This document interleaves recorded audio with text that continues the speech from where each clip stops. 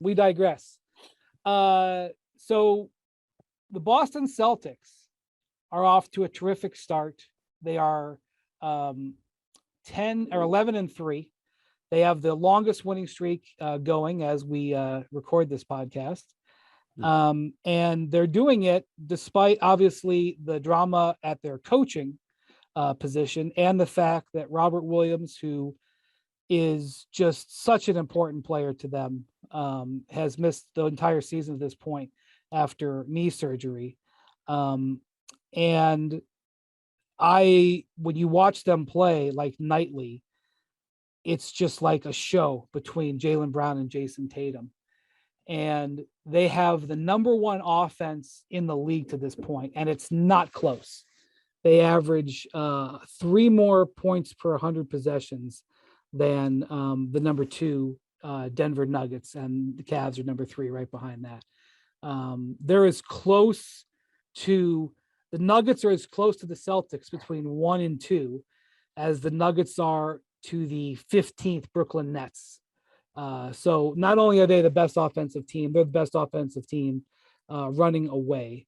And they are just so dynamic with the way that they're playing. Malcolm Brogdon coming in has made a positive addition. So Kirk, I want to start with you. We haven't talked that much about the Celtics because there's been some drama elsewhere in the league, and particularly the Eastern Conference this year with teams that have been underperforming, the Nets, the 76ers, even the Heat have gotten a little bit more attention, although the Heat just crawled to 500 for the first time Monday night when they squeaked one out against the Suns, Jimmy Butler with a clutch block. And credit to 2 players in particular, you already mentioned them, Jason Tatum and Jaylen Brown are playing the best basketball we've ever seen them play together. I think as a duo, you can count on them for 56, 57 points a game. That's ridiculous. I mean, that's historical sort of proficiency from a duo in pro basketball. And so I think you have to start there as a team. They're one of the best shooting teams in the NBA. As you mentioned, they're 11-3. And if you want to pick nits, you go to the defense. Right. But only to an extent, because this team is 21st in defense right now. As you already mentioned, Robert Williams III is by far their most important defensive piece. He's not out there.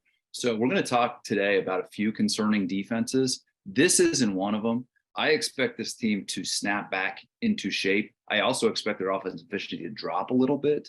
But I also think that that defensive number is going to creep up too. So, you know, they're forcing really good shots on defense, and the opponents are just making them at high rates, that shooting luck stuff.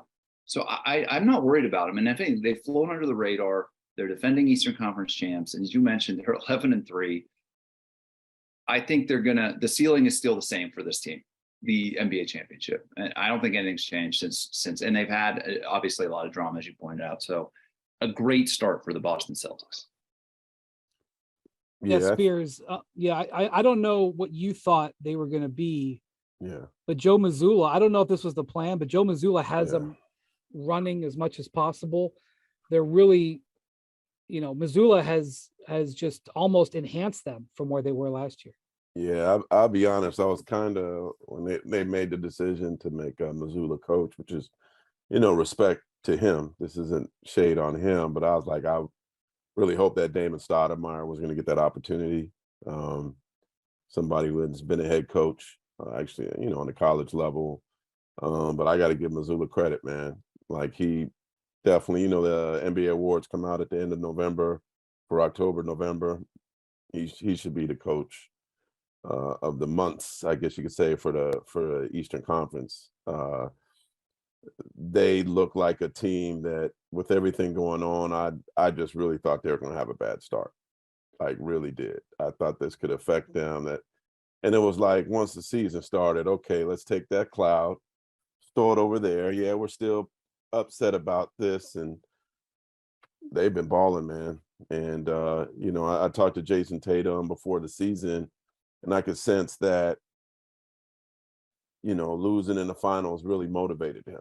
Like, we got a taste of it. We didn't win it, now we know how to get there. We got to get back. Same with Jalen. Same with Smart. And I sense that they're playing with this fire, this chip. Getting Malcolm Brogdon, I think, was brilliant. That's what they've been missing. But Marcus has also been playing great defensively. I too, like Kirk, man, like not having Robert Williams and doing this defensively is pretty shocking to me. But look, man, we got to remember where they were, right?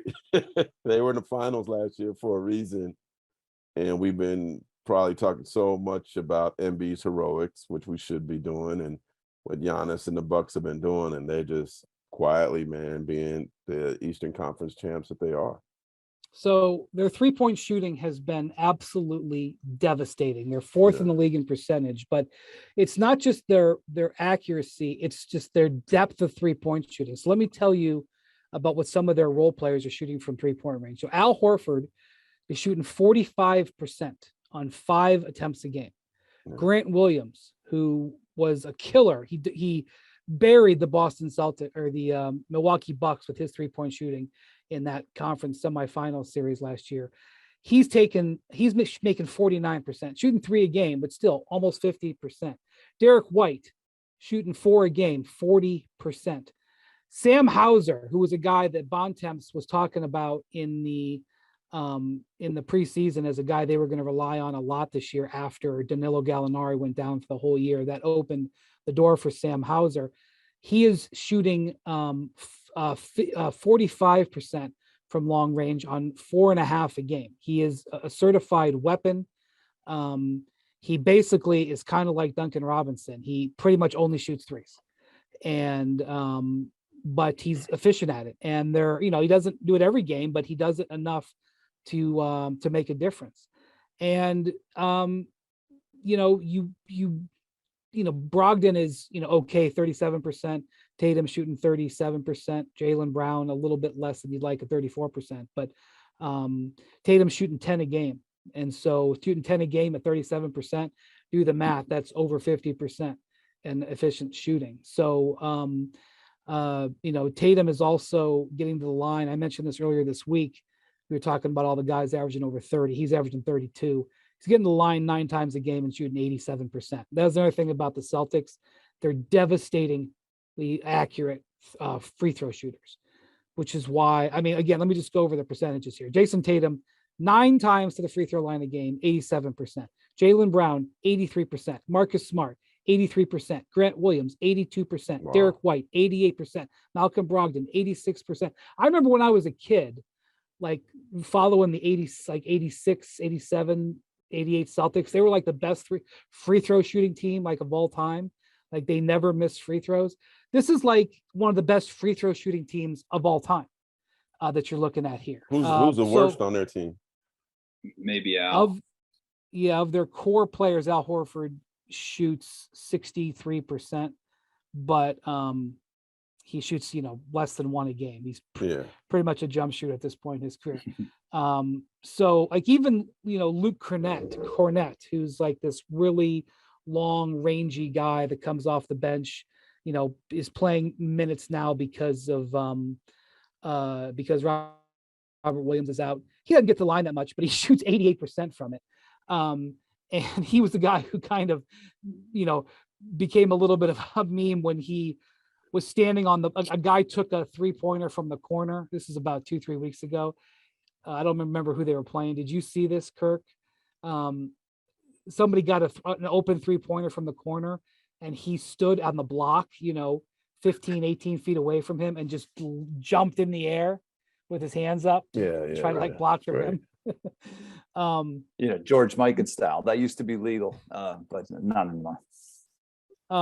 So anyway, they are they actually are 3rd in the league in free throw percentage. But if you behind the Heat and the Bulls, but if you want to just look at the depth of their team offensively, the depth of guys who can hit 3-point shots, the depth of guys who hit their free throws, which means there's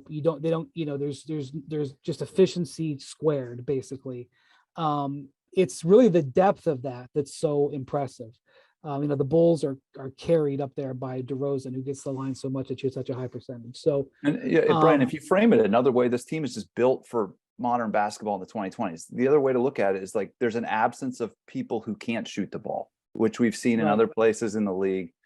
This team's historic rival, for instance, they don't have those guys who have the anti-gravity. they're the anti-Lakers. That's what they are. They're the anti-Lakers. They have been the anti-Lakers for generations, and it continues. But in this decade, it might be like credit to Brad Stevens. I hadn't thought about that in that context. He said that this team is loaded with guys who can space the floor and knock down shots and take advantage of anybody who dares cheat on Jason Tatum and Jaylen Brown, two of the best scoring wings in the league. So, what Brad has been able to do is surround his incredible duo with elite shooting role players. That's exactly what the Lakers have failed to do. I think that's pretty poetic.